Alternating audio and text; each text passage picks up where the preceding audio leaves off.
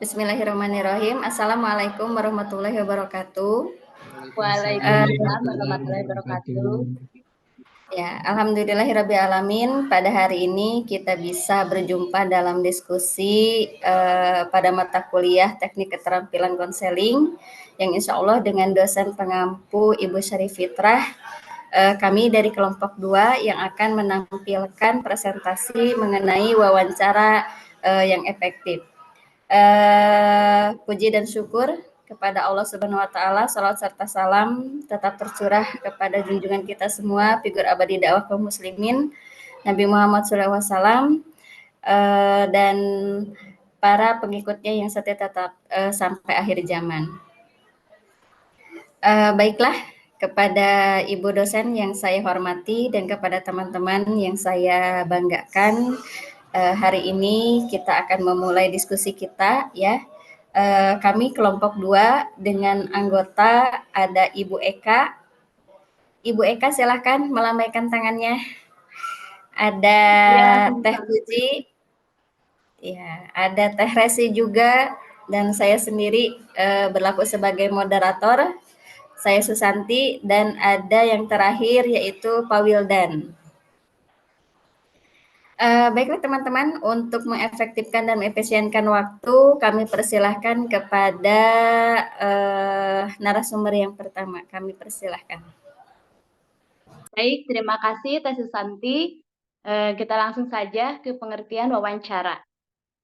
Pengertian wawancara. Menurut Jumhur dan Surya, wawancara merupakan suatu teknik pengumpulan data dengan cara mengadakan komunikasi dengan sumber data. Nah, komunikasi tersebut dilakukan dengan cara dialog secara lisan, baik maupun tidak secara langsung. Baik langsung maupun secara tidak langsung. Nah, sedangkan menurut Dewa Ketut Soekardi, wawancara merupakan suatu teknik pengumpulan data yang dilakukan dengan tanya jawab antara interviewer dengan interview. Jadi, wawancara adalah suatu proses komunikasi tanya jawab yang dilakukan oleh penanya dengan narasumber yang bertujuan untuk mendapatkan data dan mengumpulkan informasi. Lalu selanjutnya ada pengertian konseling. Nah, menurut Jumhur dan Surya, konseling adalah suatu teknik dalam pelayanan secara keseluruhan, yaitu dengan memberikan bimbingan secara individu. Nah, konseling adalah proses pemberian bantuan yang dilakukan melalui wawancara konseling oleh seorang konselor kepada individu yang mengalami masalah yang bermuara pada teratasinya masalah yang dihadapi oleh konseli tersebut. Nah, jadi konseli adalah suatu cara yang digunakan untuk konselor untuk membantu konseli memecahkan masalah yang dihadapi dengan cara pemberian bimbingan kepada individu tersebut. Baik, itu saja yang dapat saya sampaikan. Saya kembalikan ke Teh Susanti. Terima kasih. Ya, terima kasih Ibu Eka atas penjelasannya. Narasumber yang kedua yaitu Pak Wildan. Mangga Pak Wildan untuk memaparkan penjelasannya. Baik, terima kasih Teh Susanti. Nah, kalau tadi kan pengertian dari wawancara dan konseling, sekarang pengertian wawancara konseling. Menurut pengertian di atas, dapat disimpulkan bahwa wawancara konseling merupakan suatu cara pemberian bimbingan kepada konseli oleh seseorang konselor untuk memecahkan masalahnya dengan cara tanya jawab untuk mendapatkan data dan informasi tentang masalah yang dihadapi. Selanjutnya, bagaimana proses wawancara konseling? Yang pertama di sini ada pembukaan. Nah, tentu proses wawancara konseling itu kan harus ada pembukaan gitu ya, di mana diletakkan dasar bagi pengembangan hubungan antara pribadi, working relationship yang baik, yang mungkin pembicaraan terbuka dan terarah dalam wawancara konseling. Terus lalu ada hal-hal yang dilakukan konselor, diantaranya ada membangun hubungan pribadi antara konselor dan konseli, menyambut kedatangan konseli dengan sikap ramah. Yang ketiga, mengajak berbahasa basi sebentar gitu ya. Lalu ada Yang keempat, menjelaskan kekhususan dari wawancara konseling. Yang kelima, mempersilahkan konseli untuk mengemukakan hal yang ingin dibicarakan. Lalu yang kedua ada penjelasan masalah.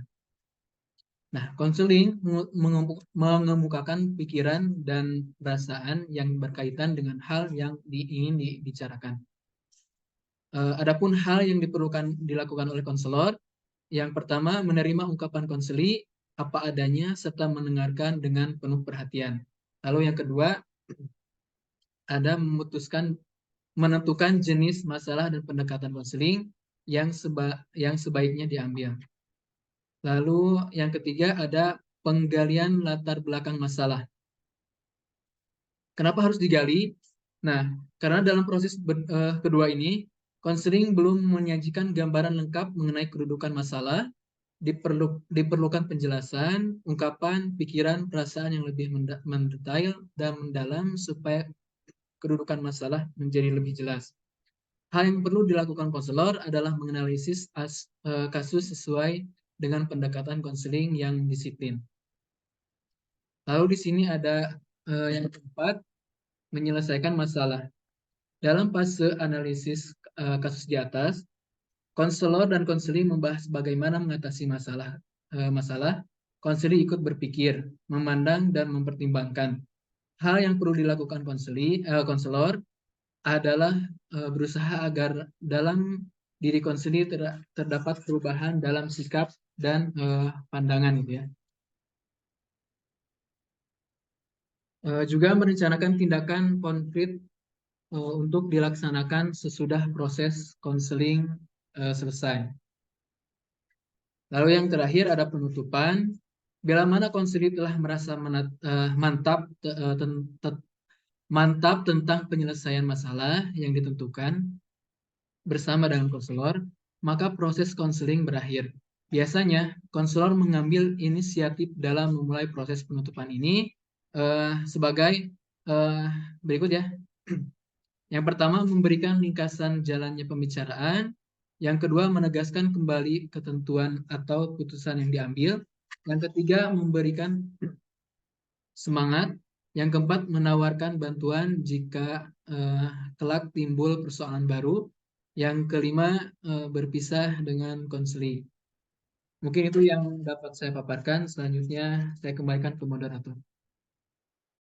Ya, terima kasih Pak Wildan. Selanjutnya akan dipaparkan materinya oleh Teh Puji. Mangga Teh. Baik, terima kasih Teh Susanti. Yang selanjutnya ada bagaimana praktek wawancara konseling. Nah, wawancara konseling terdiri dari rangkaian atau ungkapan dan dialog dari konseling yang disusun dengan ungkapan balik dari konselor. Dengan begitu, wawancara membentuk rangkaian mata rantai, di mana mata rantai terdiri dari suatu ungkapan konselor. Ungkapan konselor berupa tanggapan, verbal, juga diikuti bahasa nonverbal. Dimaksudkan untuk membantu konseli dengan menggunakan satu atau lebih dari teknik verbal. Ini tergantung dari intensitas konselor terhadap persoalan konseli. Dalam prosesnya, konselor hanya menunjukkan penerimaan saja atau satu teknik, atau menunjukkan satu permintaan dan menentukan perasaan konseli, atau memantulkan pikiran dan memberikan informasi serta menanyakan tertentu. Terus teknik konseling yang digunakan terdapat dalam kata-kata yang diucapkan. Kata-kata itu dapat dituangkan dalam bentuk kombinasi dari pertanyaan yang tersusun dari kalimat tanya dan pertanyaan dalam bentuk dukungan. Selain itu, penting untuk diingatkan bahwa konselor harus hati-hati dalam memulai satu kalimat tanya. Baik ketika kritik menggunakan kata mengapa atau kenapa. Selanjutnya, Teh.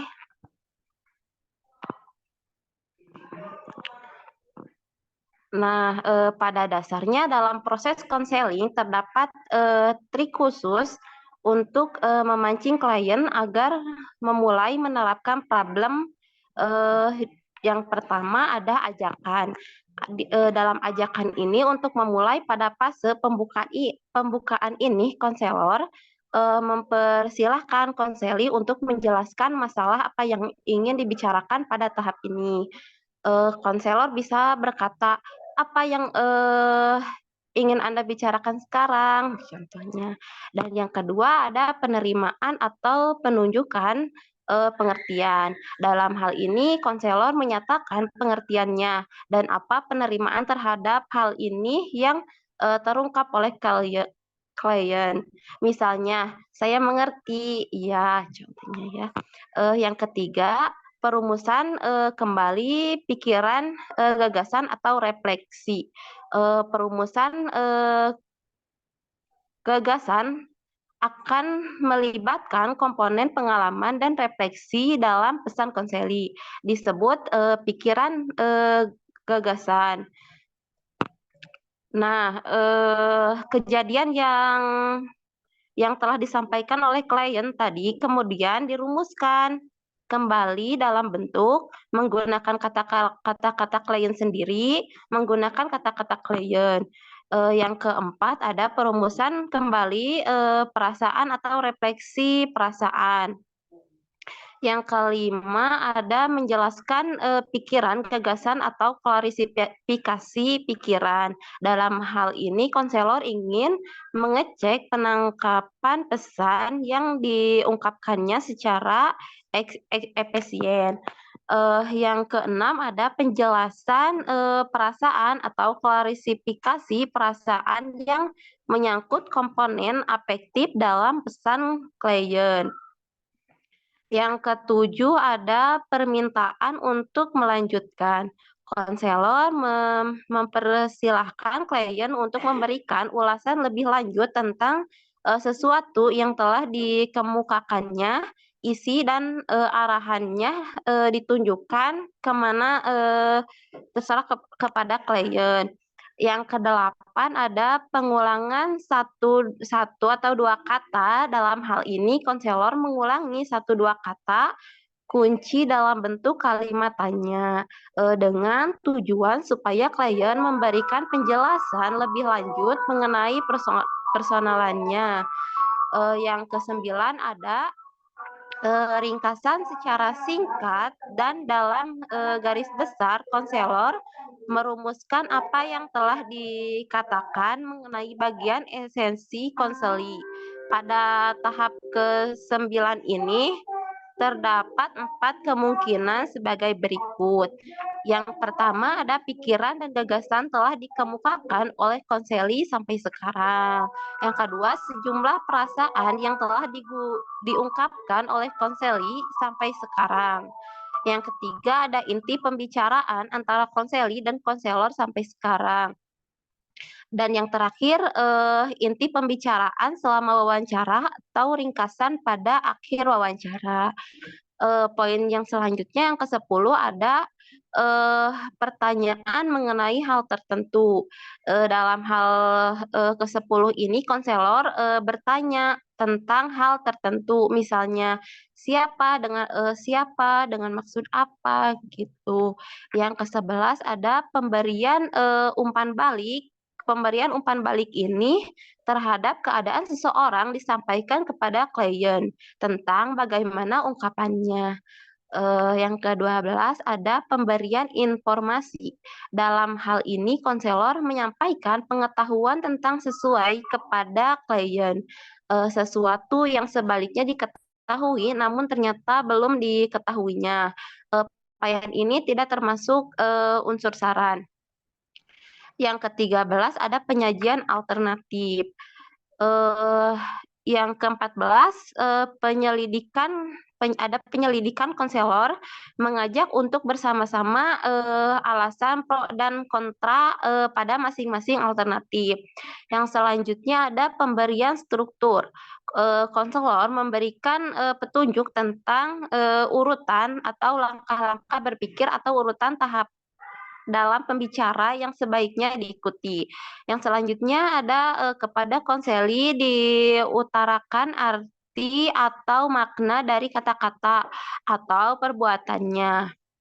Yang selanjutnya ada konformitas konselor mengarahkan perubahan klien atas beberapa hal yang menurut pandangannya konselor tidak sesuai satu sama lain. Yang ke-18 ada diagnosis. Konselor mengatakan kepada konseli apa yang menjadi inti masalah atau mengapa masalah itu timbul. Yang selanjutnya ada dukungan dan bimbingan konselor, memberikan semangat pada klien terlebih pada saat segalanya terasa lebih sulit. Yang terakhir ada penilaian konselor, menyatakan pendapatnya berdasarkan pertimbangan objektif yang bersifat menolak pandangan, tindakan, atau rencana klien. Teknik ini hanya boleh digunakan jika hubungan antar konselor dan konseli sangat baik, sehingga komentar negatif konselor tidak akan merusak hubungan, bahkan akan membantu klien untuk menghadapi secara realistis. Sekian pemaparan dari saya kembalikan kepada moderator. Ya, terima kasih Teh Puji. Dan selanjutnya akan dipaparkan oleh Teh Resi. Mangga Teh. Baik, terima kasih. Hal-hal yang perlu diperhatikan dalam wawancara. Agar wawancara dapat mencapai hasil yang baik, yang pertama ada apa yang akan ditanyakan perlu dipersiapkan dengan sebaik-baiknya agar wawancara dapat berjalan dengan lancar, simetris, dan teratur. Yang kedua, pewawancara harus menjelaskan dengan sebaik-baiknya maksudnya serta tujuan wawancara tersebut. Lalu yang ketiga, dalam wawancara harus dijaga agar selalu ada hubungan yang baik, sebab hubungan yang baik ini akan membantu jalannya wawancara atau hasil wawancara. Apa saja macam-macam wawancara? Yang pertama, ada wawancara model Trifactor Counseling. Wawancara ini membahas tentang masalah bakat, minat, dan kemampuan diri yang sesuai dan nantinya dapat diterapkan dalam pekerjaan. Langkah kerjanya yaitu seperti membangun hubungan pribadi, mendengarkan dengan perhatian, ungkapan, pikiran, dan perasaan, mengadakan analisis kasus, membantu mengintegrasikan semua data, mengakhiri hubungan pribadi dengan konseling. Yang kedua, wawancara model perencanaan konseling behavioristik. Wawancara ini membahas masalah yang berhubungan tentang lingkungan yang mempengaruhi tingkah laku. Langkah kerjanya yaitu membangun hubungan pribadi, mendengarkan dengan perhatian, menganalisis kasus, membantu menentukan penyelesaian yang memuaskan, mengakhiri hubungan pribadi dengan konseling. Yang ketiga, wawancara ini membahas tentang permasalahan yang irasional. Wawancara ini membahas tentang permasalahan yang irasional sehingga menjadi rasional. Langkah membangun hubungan pribadi, mendengarkan dengan perhatian, menganalisis kasus, dan membantu untuk menemukan jalan keluar dari masalah. Yang keempat, wawancara ini membahas tentang permasalahan penyesuaian diri. Langkah kerjanya yaitu membangun hubungan pribadi, mendengarkan dengan perhatian, menganalisis kasus, membantu menemukan tindakan dan sikap yang sesuai sehingga permasalahan dapat terpecahkan, mengakhiri hubungan dengan konseling. Dan yang terakhir, wawancara model pelaksanaan konseling untuk membuat pilihan. Wawancara ini membahas tentang permasalahan membuat pilihan, tetapi bukan pilihan program studi atau pekerjaan. Langkah kerjanya yaitu membangun hubungan pribadi, mendengarkan dan perhatian, menganalisis kasus, membantu untuk menerapkan bagi dirinya sendiri apa yang diterapkan dan kemudian membantu menentukan pilihan dengan mempertimbangkan kelemahan dan kelebihan, lalu mengakhiri hubungan pribadi dengan konseling. Baik pemaparan dari saya akan kembali lagi pada Ibu moderator. Ya, terima kasih Teh Resi atas pemaparannya. Baik Ibu dosen dan teman-teman yang saya banggakan di sini, sekarang saya sendiri yang akan memaparkan materi tentang kelemahan dan kelebihan wawancara konseling itu sendiri, gitu ya. Di sini ada beberapa kelebihan dari wawancara itu sendiri, di mana kelebihannya itu karena wawancara itu bersifat fleksibel, jadi otomatis di sini dari segi waktu pun bisa menyesuaikan dengan perjanjian yang sudah disepakati antara konseli dengan konselor, gitu ya. Kemudian selain daripada itu pun ketika kita bertatap muka langsung dengan konseli, maka di sana kita bisa melihat respon apa yang terjadi atau apa yang bisa kita amati dari respon konseli itu sendiri. Misalkan dari raut wajah gitu ya, kemudian dari senyuman, kemudian dari gerak tubuh gitu. Nah, itu pun bisa dijadikan sebagai masukan data buat kita gitu ya gitu. Kemudian selain daripada itu pun kelebihan dari wawancara itu sendiri, di sini konseli bisa lebih terbuka kepada konselor dibandingkan dengan ketika kita menggunakan metode yang lain gitu ya. Nah, tetapi ketika kita mempunyai kelebihan dari wawancara itu sendiri, kita pun mempunyai kelemahan gitu. Karena tadi sifat dari wawancara itu sendiri bersifat fleksibel, otomatis di sini akan membutuhkan waktu yang lama gitu antara konseli dengan konselor ketika melaksanakan konseling itu sendiri gitu ya. Nah, kemudian kelemahan yang berikutnya ketika proses konseling itu terjadi bisa jadi proses tingkatan dalam konseli atau dalam bimbingan itu si konseli tidak langsung menyesuaikan dengan keinginan yang kita sudah targetkan gitu ya, atau bisa jadi juga ketika kita sudah mentargetkan suatu pembicaraan misalkan A, tetapi karena sudah ketemu dan kemudian si konselingnya itu misalkan dia senang ngobrol. Nah, otomatis target yang kita targetkan kepada si konseli itu selesai dengan cakupan masalah sampai B misalkan. Tapi karena kendala tersebut, maka tujuan tersebut tidak bisa dicapai dengan sempurna gitu. Nah, kemudian yang ketiga itu adalah kelebihan metode wawancara. Seperti tadi ya sudah sekilas dipaparkan bahwa kelebihan metode wawancara ini itu lebih memungkinkan kita pengambilan data dengan sempurna karena dibandingkan dengan kuesioner, karena kita akan lebih melihat kepada konselingnya itu sendiri gitu. Kemudian dari kelemahan metode wawancara itu sendiri di sini metode wawancara itu tidak selamanya selaras dengan apa yang bisa disampaikan oleh bimbingan konseling itu sendiri antara konseli dengan konselor. Gitu. Itu pemaparan mungkin dari awal sampai akhir dan kita bisa menarik kesimpulan dari makalah ini, di mana kesimpulannya itu ketika kita memberikan sarana bimbingan dan konseling, terlebih dahulu diperlukan berbagai metode untuk mengumpulkan data terlebih dahulu. Ada beberapa metode yang dapat dipergunakan untuk memperoleh data dalam merealisasikan bimbingan dan konseling, dan salah satunya itu adalah wawancara, di mana wawancara itu adalah suatu metode yang mendapatkan data dengan mengadakan face to face dan dilakukan secara lisan. Kemudian wawancara pun berfungsi untuk mencari informasi dan mengumpulkan data. Dan wawancara juga mempunyai kedudukan yang tersendiri di dalam konseling. Sebab wawancara dalam proses konseling adalah alat yang penting untuk terjadinya konseling itu sendiri gitu. Mungkin itu saja yang bisa kami paparkan dari kelompok 2 mengenai wawancara yang efektif.